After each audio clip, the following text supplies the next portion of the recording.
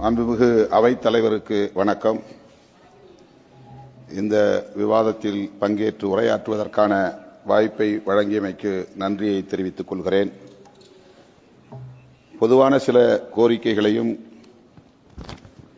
என் தொகுதிக்கு உட்பட்ட குறிப்பான சில கோரிக்கைகளையும் முன்வைக்க விரும்புகிறேன். பத்திரிகையாளர்கள் அகில இந்திய அளவில் 3000க்கும் மேற்பட்டவர்கள் கன்செஷன் என்கிற சலுகையோடு பயணித்து வந்தார்கள்.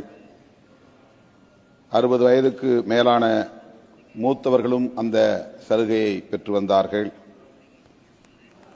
அந்த சலுகைகளை உடனடியாக மீண்டும் வழங்க வேண்டும், அவர்களுக்கு அந்த வாய்ப்பை வழங்க வேண்டும் என்று மாண்புமிகு அமைச்சருக்கு வேண்டுகோளாக வைக்க விரும்புகிறேன். அடுத்து, தென்னிந்திய மாநிலங்களை இணைக்கக்கூடிய வகையில் சரக்கு வாகனங்களுக்கான தனி பாதையை, ஃப்ரைட் காரிடார் என்கிற அந்த தனி பாதையை உருவாக்க வேண்டும் என்றும் வேண்டுகோள் விடுக்கிறேன். தமிழ்நாடு புதுச்சேரியை சார்ந்த நாடாளுமன்ற உறுப்பினர் மாண்புமிகு வைத்திலிங்கம் அவர்கள் இது குறித்து ஏற்கனவே பேசியிருக்கிறார். அதனை நான் வழிமொழிகிறேன். அடுத்து, விமானத்தில் பயணச்சீட்டு பதிவு செய்கிற போது நேரத்திற்கு தகுந்த மாதிரி டைனமிக் பிரைசிங், அந்த கட்டணத்தை உயர்த்துகிற நடவடிக்கை உள்ளது.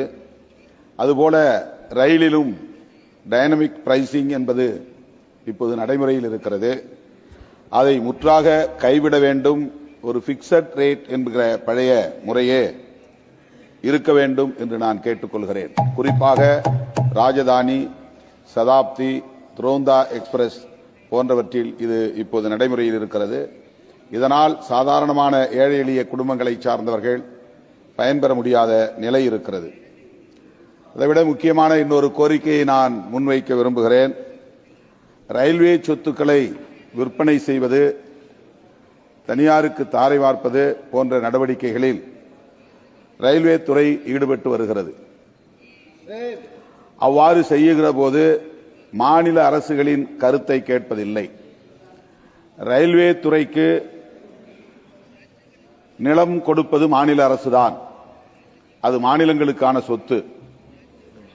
ஆகவே அதை விற்பனை செய்யக்கூடிய நிலை வந்தால் மாநில அரசின் ஒப்புதலை பெற வேண்டும், அல்லது மாநில அரசுக்கே அதை கொடுக்க வேண்டும், மலிவு விலையிலே அதை கொடுக்க வேண்டும்.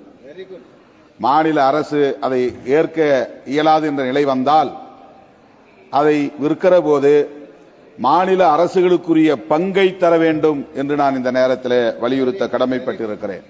அது முழுக்க முழுக்க மாநில அரசுக்கான சொத்து. எனவே மாநிலங்களுக்கு அதை வழங்க வேண்டும் என்று நான் வலியுறுத்த விரும்புகிறேன்.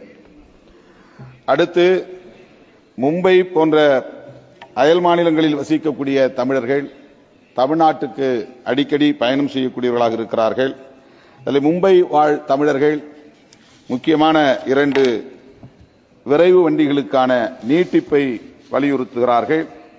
மும்பையில் இருந்து சென்னை வருகிற ரயில்கள் தென் தமிழகத்திற்கு போவதில்லை.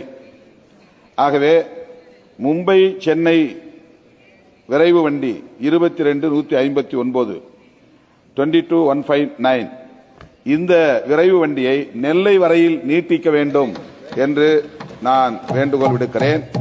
அதேபோல 22-113 மும்பையிலிருந்து கொச்சுவேலி வரையிலும் செல்லுகிற ட்ரெயினை கன்னியாகுமரி வரையில், நாகர்கோயில் வரையில் நீட்டிக்க வேண்டும் என்ற வேண்டுகோளை வைக்க விரும்புகிறேன். அதேபோல எனது தொகுதியில் பரங்கிப்பேட்டையில், அது கடற்கரை துறைமுகம் கொண்ட ஒரு பழைய நகரம். அதற்கு அங்கே 3 முக்கியமான 4 ரயில்கள், விரைவு ரயில்கள் 2060, 20-605, 20-606 அந்த ட்ரெயின் 17-407 அல்லது 408, அடுத்து 16-179, 180, அடுத்து 16780 இந்த ரயில்கள் விரைவு ரயில்கள் பரங்கிப்பேட்டையிலே நின்று செல்வதற்கு ஆவண செய்ய வேண்டும். அங்கே நடைமேடையை நீட்டிக்க வேண்டும். 23 கோச்சுகள் இடம்பெறக்கூடிய அளவுக்கு ஒரே ஒரு செகண்ட் நீட்டிக்க வேண்டும். அடுத்து பரங்கிப்பேட்டை ரயில் நிலையத்தின் தரத்தையும் உயர்த்த வேண்டும் என்று கேட்டுக்கொண்டு, அடுத்து தஞ்சாவூர் மாவட்டத்தில் திருச்செந்தூர் ரயில் விரைவு வண்டியை பூதலூரில் நிறுத்தி அந்த பயணிகளுக்கு வாய்ப்பளிக்க வேண்டும் என்கிற வேண்டுகோளை வைத்து இந்த வாய்ப்புக்கு நன்றி கூறி முடிக்கிறேன். நன்றி, வணக்கம். माननीय सदस्य श्रीमती हरसिमरत कौर जी।